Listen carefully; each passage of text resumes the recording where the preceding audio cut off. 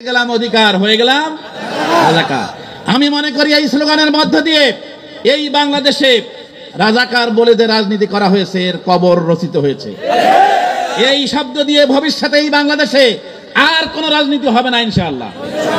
যাদেরকে শেখ হাসিনা মনে করেছিল এই তরুণ প্রজন্ম আমার লোক, কিন্তু সেই তরুণ প্রজন্ম রাতারাতি সব উল্টে গেছে, ঠিক কিনা?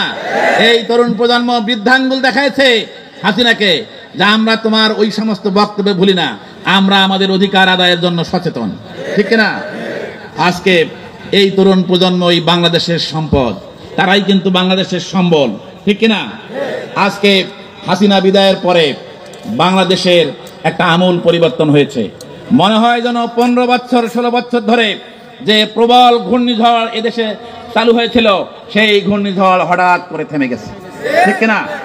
আজকে বাংলাদেশের মানুষ শান্তি চায়, বাংলাদেশের মানুষ পরিবর্তন চায়। আমরা লক্ষ্য করছি হাসিনা বিদায়ের পরে এই বাংলাদেশে গ্রামে গঞ্জে শহরে বন্দরে আনাচে কানাচে সব জায়গায় একটাই স্লোগান উঠেছে, সেটা হলো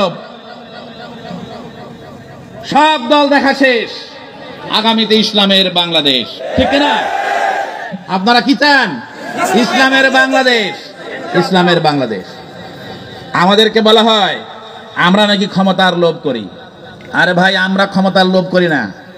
আমাদের ক্ষমতায় যাওয়ার দরকার নাই, আমাদের এমপি মন্ত্রী চেয়ারম্যানের দরকার নাই, কিন্তু ইসলাম ক্ষমতায় যাওয়াটা খুব জরুরি, ঠিক না?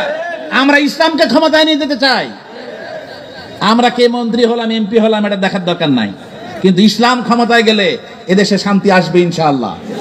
নারীর অধিকার আদায় হবে, শ্রমিকের অধিকার আদায় হবে, শ্রমিকদেরকে আন্দোলন করতে হবে না, রাস্তায় নামতে হবে না, বেতনের জন্য তাদেরকে জীবন দিতে হবে না।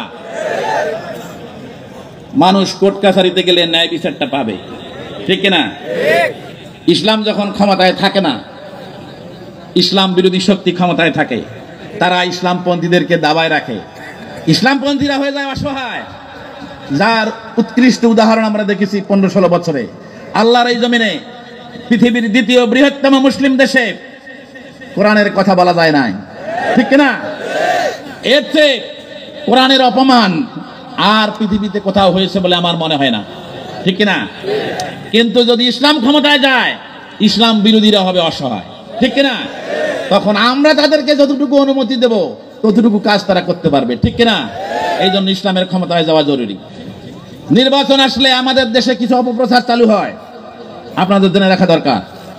সেটা হলো হিন্দু ভাইদেরকে বলা হয় খবরদার জামাত ইসলামীকে ভোট দেবেন না, তাহলে সবগুলোকে পিটায় ইন্ডিয়া পাঠায় দেবে, কি ঠিক কিনা?